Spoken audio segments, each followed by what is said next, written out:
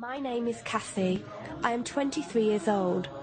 I graduated as a qualified nurse this year and was given my first position as a home nurse. My patient was an English gentleman in his early 80s who suffered from Alzheimer's. In the first meeting, the patient was given his record, and from it I could see that he was a convert to the religion of Islam, therefore he was a Muslim.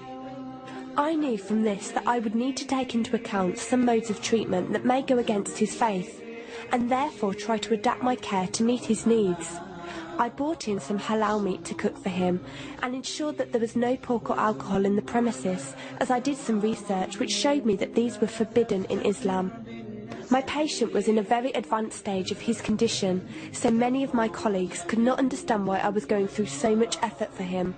But I understood that a person who commits to a faith deserves that commitment to be respected, even if they are not in a position to understand.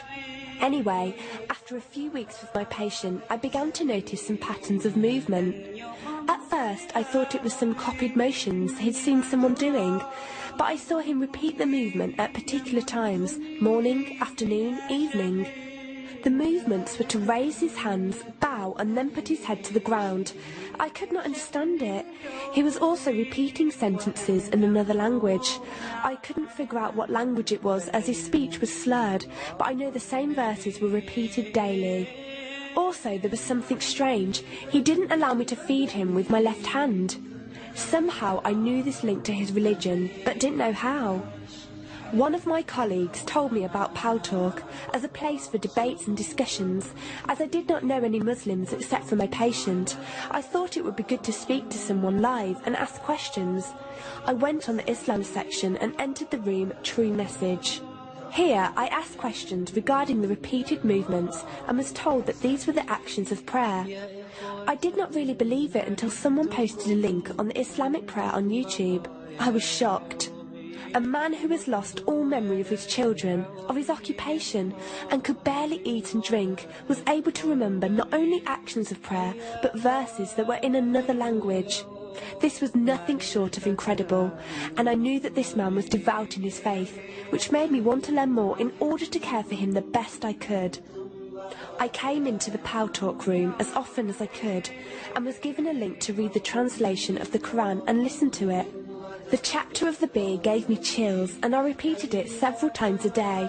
I saved a recording of the Quran on my iPod and gave it to my patient to listen to. He was smiling and crying, and in reading the translation I could see why. I applied what I gained from Paltalk to care for my patient, but gradually found myself coming to the room to find answers for myself. I never really took the time to look at my life. I never knew my father. My mother died when I was 3. Me and my brother were raised by our grandparents who died 4 years ago, so now it's just the two of us. But despite all this loss, I always thought I was happy, content. It was only after spending time with my patient that I felt like I was missing something. I was missing that sense of peace and tranquility my patient, even through suffering, felt. I wanted that sense of belonging and a part of something that he felt, even with no one around him. I was given a list of mosques in my area by a lady on Paltalk and went down to visit one. I watched the prayer and could not hold back my tears. I felt drawn to the mosque every day, and the imam and his wife would give me books and tapes to welcome any questions I had. Every question I asked at the mosque and on Paltalk was answered with such clarity and depth that could do nothing but accept them. I have never practiced a faith, but always believed that there was a God. I just did not know how to worship him. One evening I came onto Paltalk, and one of the speakers on the mic addressed me. He asked me if I have any questions. I said no. He asked if I was happy with the answers I was given. I said yes. He then asked what was stopping me accepting Islam. I could not answer. I went to the mosque to watch the dawn prayer. The imam asked me the same question. I could not answer. I then went to tend to my patient. I was feeding him, and as I looked into his eyes, I just realised he was brought to me for a reason, and the only thing stopping me from accepting was fear. Not fear in the sense of something bad, but fear of accepting something good and thinking that I was not worthy like this man.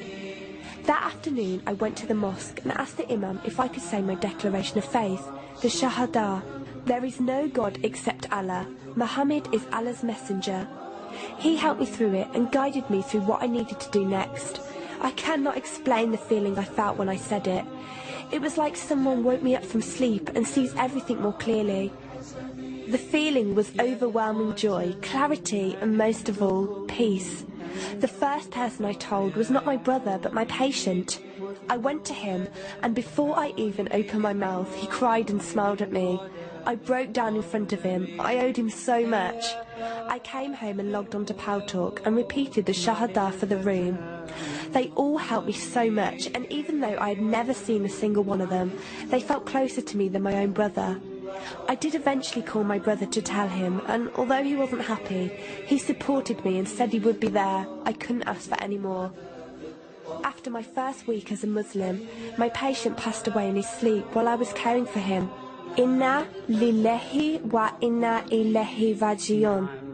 He died a peaceful death, and I was the only person with him. He was like the father I never had, and he was my doorway to Islam.